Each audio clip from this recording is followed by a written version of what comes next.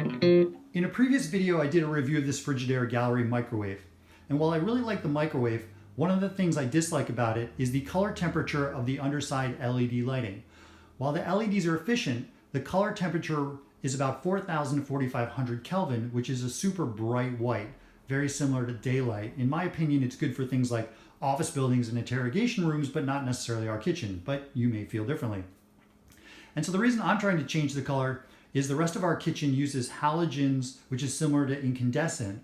And the color temperature is about 2,800 Kelvin, which is a warm yellow. And I'm gonna pan around to the rest of the kitchen before the camera has a chance to adjust so you can see that.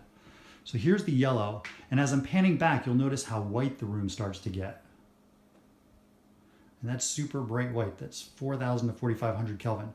So the solution I came up with was to go on Amazon, and for $8 I bought a package of photography gels.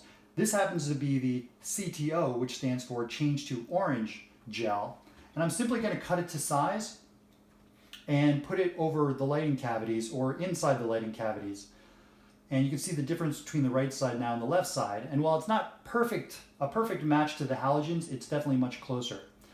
Also, I'm not concerned about the gel melting because photography gels are meant to go over warm lighting cans, and the LEDs really don't put out a tremendous amount of heat.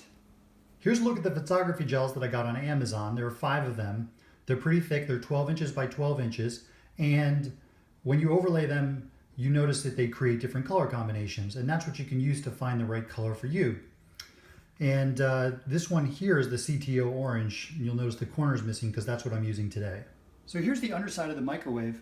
And to get to the LED cavity, you simply remove this screw here.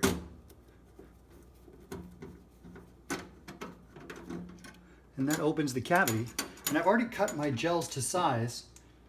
And while it does have these little tabs here, here, and here, the gel can actually go right on top of it. And it's not going to touch the LEDs. Now I'll just close the cavity back up, screw back in the screw, and then we'll have a look. So I've added the gel to one of the lighting cavities. Can you tell which one it is? Okay, it's not really a trick question. I think it's fairly obvious that I added the gel to the right side. Now I'm going to do it to the left side using the same procedure that I just did. Measure, cut, insert, close up, and then we'll have another look. Now I've added the gel to both cavities. Unfortunately, the camera's autofocus and color correction is going to compensate, so you're not going to notice the contrast as you did a moment ago when I had the gel in one cavity. But when I spin around really quickly to the halogens and then I come back, you'll notice it's not quite as stark white and cold. So it actually worked quite well. I hope this video has been helpful. Try this at home. If it has been helpful, please do me a favor and like it so other people can find it. And thank you as always for watching. Yeah.